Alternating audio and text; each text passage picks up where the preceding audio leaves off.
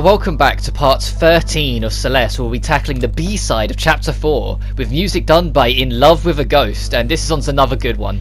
It's a very repetitive track, the remix they did for this, but it works perfectly fine for the Golden Ridge design and feel to it. It's just a very nice feeling track for it. Ow. As I die immediately, but I'll let you guys listen to it so you know what I mean.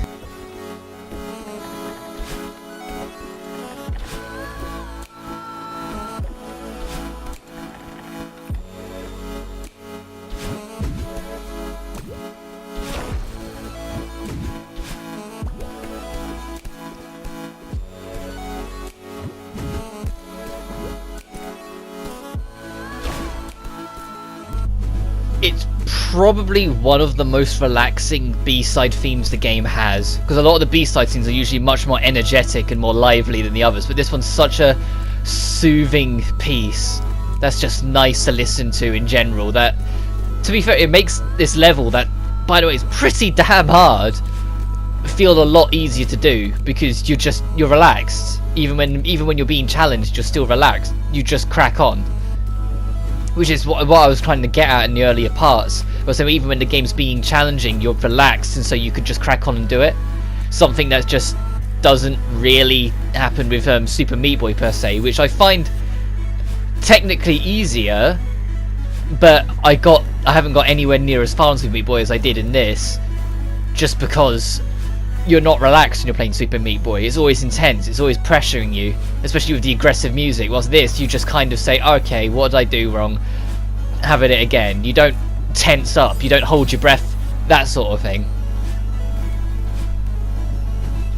And yeah, like, as I said, this in post, and for the record, every single other B-side video moving on is in post commentary, just because I stopped talking when I was recording them in live, because I had to concentrate.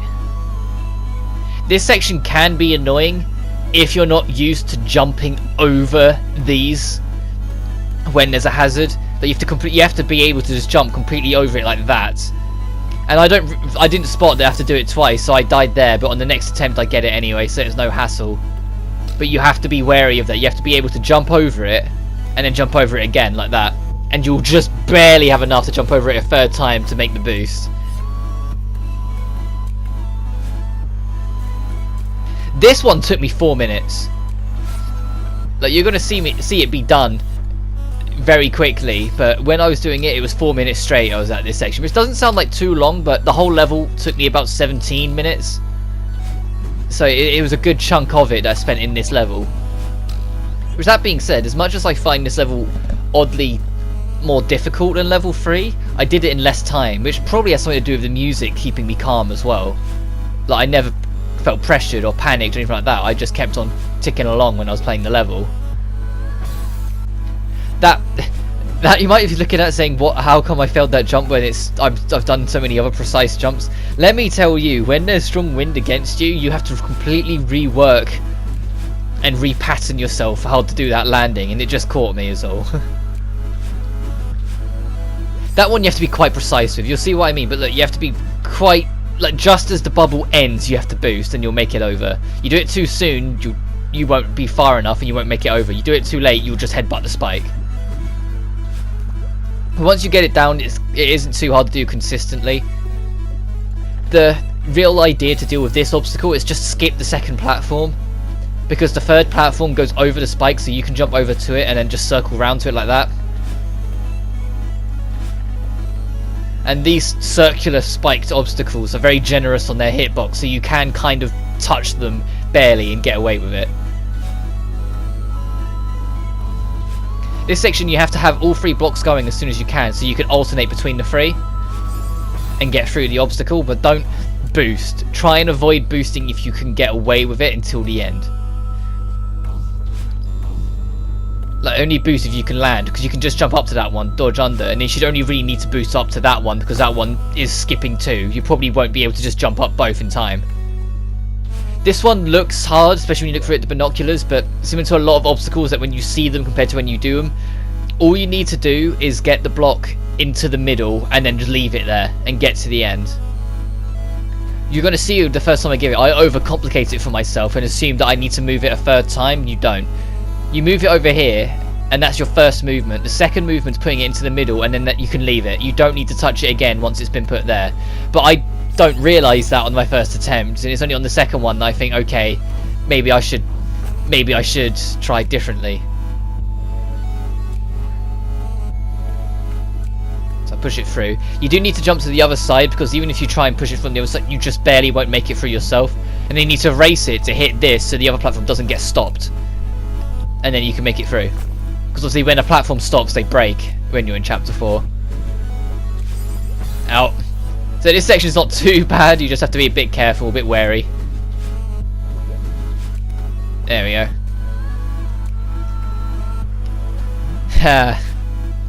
This one's very easy to let your bearings get caught from underneath you, because like that, because the wind will constantly fluctuate, it will constantly go against you to with you. And it will happily just screw you over if it feels like it. Which I keep in this extra death here because it completely screwed me there. I wasn't expecting it at all and it just completely got me. I assumed it was context based. It's not. It's in a pattern. It doesn't matter where you are, it will just do it. So this time I wait for it because I realise it's patterned. These pinkish reds, these pinkish reds, they break once you go off them, so keep that in mind. Don't jump off them, just let them bounce you off, and it's only the third and fourth one you need to jump off to make the rest of the gap. These ones you just need to bounce and then juice, because if you jump off them you will hit the spikes above, and then the last one you need to jump. This obstacle took me quite a while as well, just because it's the first key, the first blue thing you need to trigger. Getting that consistently is a lot harder than it looks. And that one's a little more difficult as well, but you get the feel of it, and then the rest of it's plain sailing. It's just those first two. And when you hit the last one, you need to move straight to the thing. Don't boost straight up or anything like that, because it will move away from you and you won't reach it. And I believe this is the last proper obstacle of the level, because afterwards is the cassette room to get the heart. And this one, it can be doozy, but you've done worse in the level up until this point, so you really shouldn't hassle. It's longer than any other chunk, so it'll take you a while. And the wind will happily carry you through the last section, so just crack on and you'll do it. And see, there you go, you're at the end. And the cassette areas are always not as bad. The cassette areas are always the cool down parts. And in fact, this one's actually really easy.